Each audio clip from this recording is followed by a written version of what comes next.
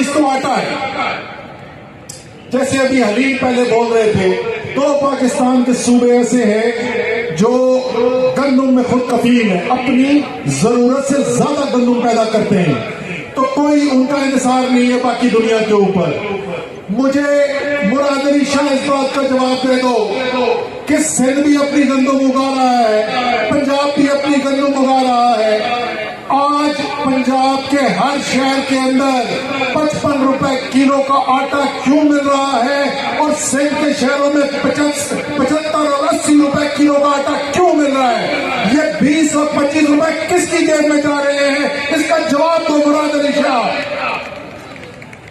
उसका बहाना आपने सुना ना क्या कहते हैं? वो कहते हैं जी करोड़ों रुपए की गंदम जो है वो सिंध के गोदामों से चूहे खा गए। अब हम अपने सियासी मुखालफीन के खिलाफ बात तो करते हैं, उन पर तनकीद भी करते हैं, लेकिन हम उनको चूहा नहीं बोलते। लेकिन अगर ये खुद ही मान रहे हैं कि चूहे खा गए सिंध की गंदम, तो फिर हम क्या कह सकते हैं?